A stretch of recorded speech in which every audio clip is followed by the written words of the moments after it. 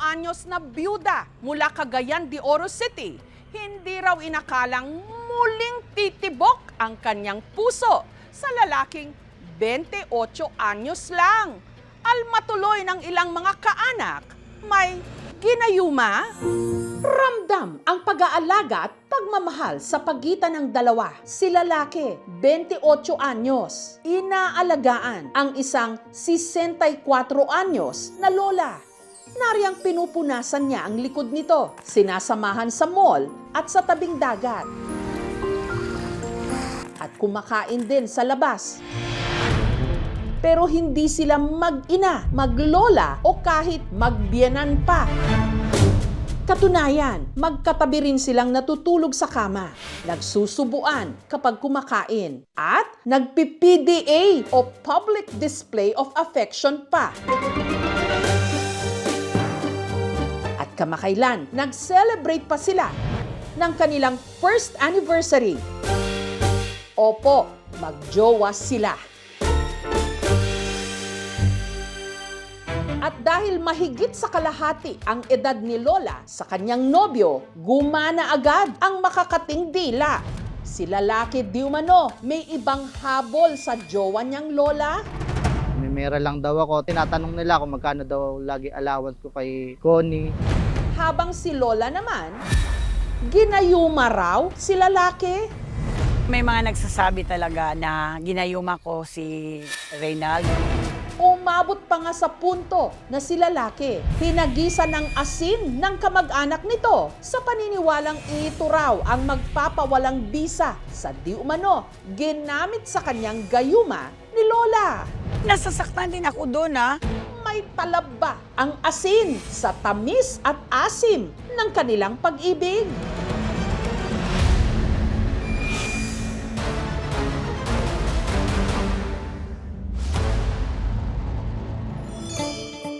Sa Cagayan de Oro City sa Mindanao, nakatira si Lola Connie. Doon talaga ako pinanganak, lumaki, kapag asawa. Meron po akong 4 na anak sa 2 kong naging ex.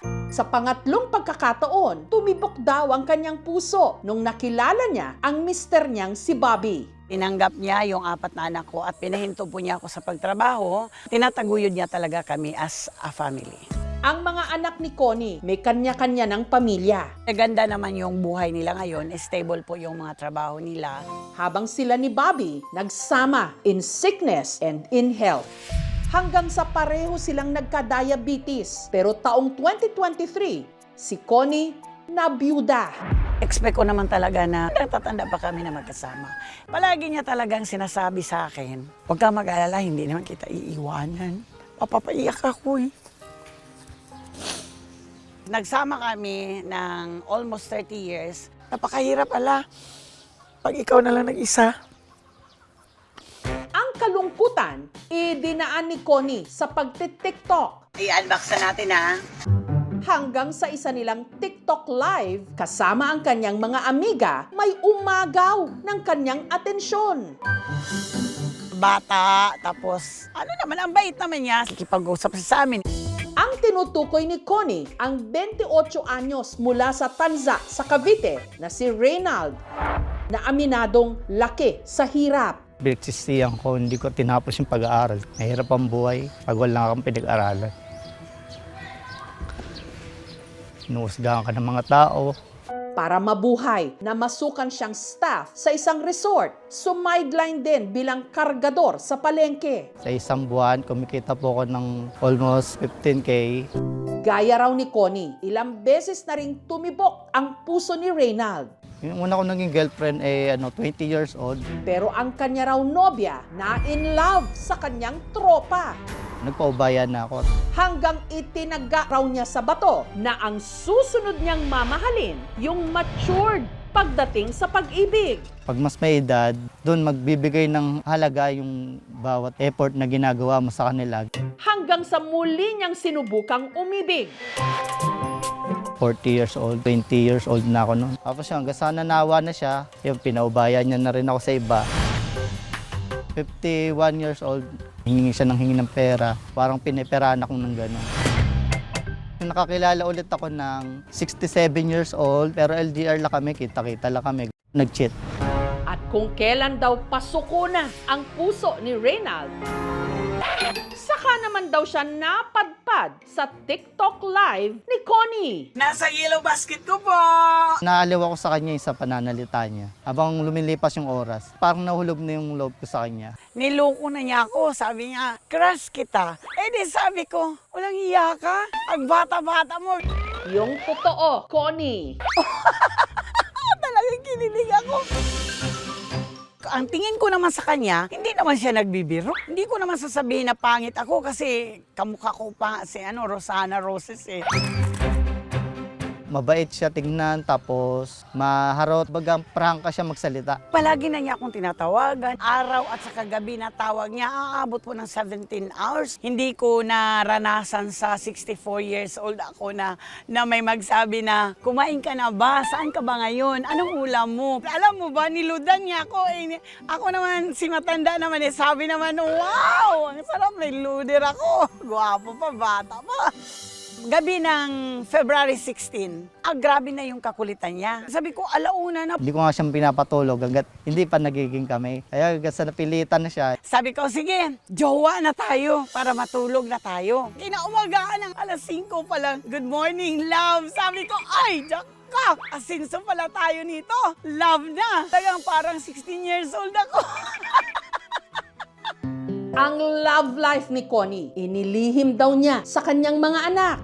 Palagi akong inaaya sa Manila na anak ko, umihindi ako. Bigla akong sabi, sige, kasi ang nasa isip ko, magkikita kami. Excited ako, nag-ipon agad ako ng pera. Pagkarating ni Connie sa Maynila, Nagpaalam ako ng anak ko na mamasyal ako kasama ang kaibigan. Sabi niya, ihahatid kita. Tapos sabi ko, wag na, wag na. at sa kanilang first monthsary, for the first time, personal nang nagkita ang dalawa. Sabi ko, wow, jackpot! Sa totoo lang, wala talagang yung nahiya kami sa isa't isa. No? Parang ang tagal na namin nagkakilala. Ang galanti pa niya. Nung kumain kami, di wag na ako na magbabayad. Hindi ko. Sabi ko hindi naman pera bubunutin ko. Senior ID. Inaya ko siya doon sa may sa chat. Sabi niya, sa may red building. Hindi ko naman alam kung ano yung red building. Sabi ko, sige, tala na. Akala ko, mall din. Nagpanik yung anak ko. Akala nag-kidnap na ako. Ang hindi alam ni Connie, natuntun siya ng mga ito sa pamagitan ng kanyang cellphone. May GPS pala yun. Mga anak ko sabi niya, saan ka? Saan? Nandito po ako sa kaibigan ko. Sabi ko gano'n, huwag kang magsinungaling. Nasa hotel ka. Ang mga anak ni Connie, tutol daw sa relasyon nila ni Reynald. Hindi na siya nagbigay ng iba pang detalye kung bakit. Pero dahil dito, pinauwi siya ng Cagayan de Oro. Para daw malayo sa kanya. Namimiss niya ako kasi sabi niya, nag-iisa ka lang naman dyan at umuwi ka na lang sa akin. Kaya si Connie nagdesisyong iwan ang maginhawa niyang buhay sa Mindanao at tumira sa Cavite, kapiling si Reynald. Para talaga ako nakipagtanan. Pero ang tinakasan ko yung mga anak ko, hindi yung magulang. Yan, pasok po kayo. Pagpasok nyo, higaan agad. Maliit lang po itong bahay namin, kaya lang masaya naman po kami.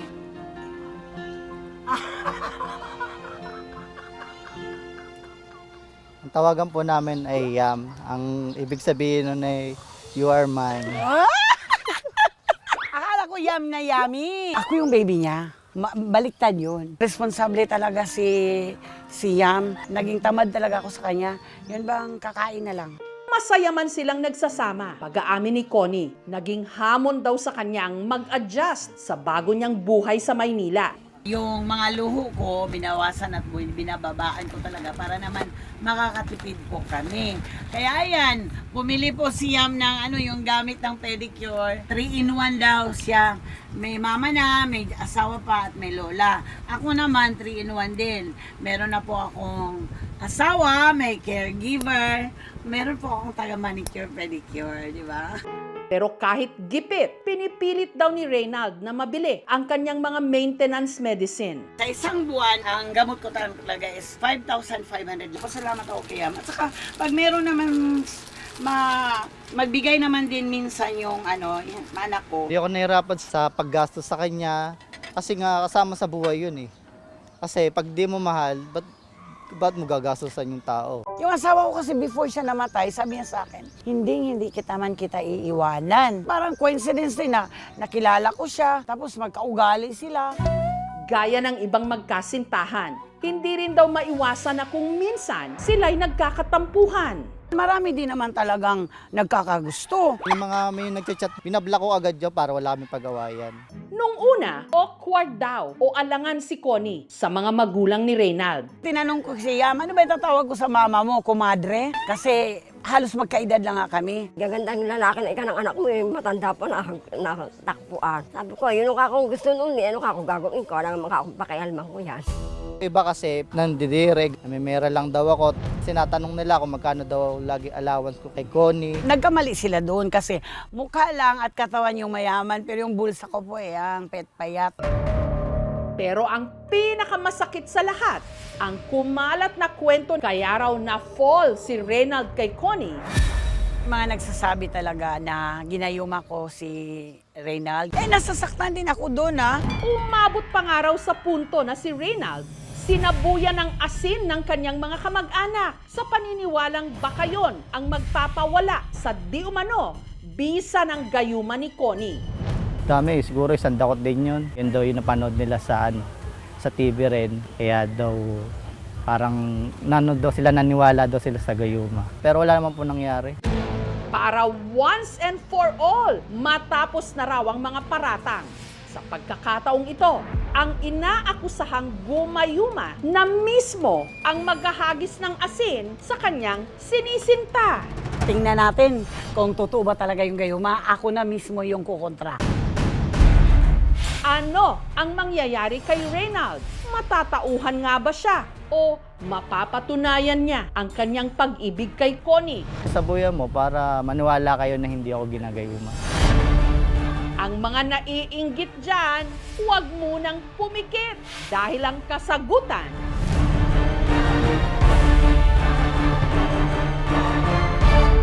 susunod na. O, tumalabang! Ang 64 anyos na si Connie may asim pa sa kanya kasing TikTok live na in love sa kanya ang 28 anyos na si Reynald. Pero ang kanilang May-December love affair binalot ng kontrobersya. Lagi kang pinagkakamalang maglola o magbiyanan daw. Ang pogi niya at saka ang bata. Namimera lang daw ako. May mga nagsasabi talaga na ginayuma ko si Reynald. Kaya para pabulaanan ang mga haka-hakang ginayuma ni Connie si Reynald, si Connie na raw mismo ngayon ang magsasaboy ng asin sa kanyang nobyo. Puntahan natin. Kailangan natin talaga siyang sabuyan itong asin. Ito na. Pagkasaboy ng asin kay Reynald, O, tumalabang! ang pagtingin daw niya kay Connie, Ayan, kumusta na? Wala man nagbago. Alam mo pa rin ba ako? hindi nagbago. Wala na kayong laban pa. Kasi may asin na hanggang ngayon love na love pa rin ako. So nga nagsasabi na ginayuma daw ako ni Connie. Huwag kayong magpaniwala sa mga ganon. Hindi po totoo yun. Ang tunay na gayuma niya ay yung kagandahan niya. Okay, di ba? I love you, I Yang. love you. Kamusta naman na kaya ngayon ang kanilang mga pamilya? Sa ngayon, okay naman kami ng mga anak ko. Wala naman akong naririnig na negative. Nakita rin Kasi naman nga nila, nakikita nila gano'n. na Tapos inaalagaan maganda ako. kami. May plano akong ipakilala siya sa mga anak ko. Ayun ang tawag doon ng ni Cupido eh. Talagang din mawawala yung pagmamarites na ganyan. Kahit di ako magkaanak, gusto ko pa rin yung magpakasal kami kahit sa wis lang. Diba? Pero kung magkakapera, talagang Gusto niya talaga. relationships na may malaking age gap. Naka-revolve ito sa health, sa lifestyle nila, finances even. Importanteng nauunawaan din ng partners kung ano yung mga different na pangangailangan din ng bawat isa. Kapag may mga naririnig tayong ganitong klaseng mga kwento, mas mabuti po na ang paiirali natin ay ang respeto sa magkasintahan at pag-unawa at hindi po yung the judgment o discrimination, no? Hindi to content lang, ito nangyayari talaga sa totoong buhay.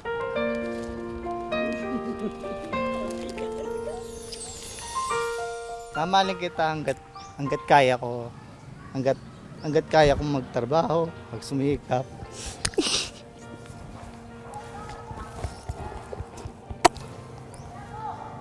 Huwag kang iiyak. Huwag kang iiyak, Ben. Basta mahal na mahal kasi niya ako. Natatakot lang kasi ako na baka dumating yung araw na mawala siya ganyan. Hirap. Hirap makahanap ng kagaya niya. Yeah, salamat. Bless ako. At ganitong tsura ko, minahal niya ako. Ang madalas na nasasabi, ang panlaban sa gayuma, asin. Pero sa pag-ibig na makapangyarihan, walang bisa ang kahit na anong pangontra. I love you, Yam.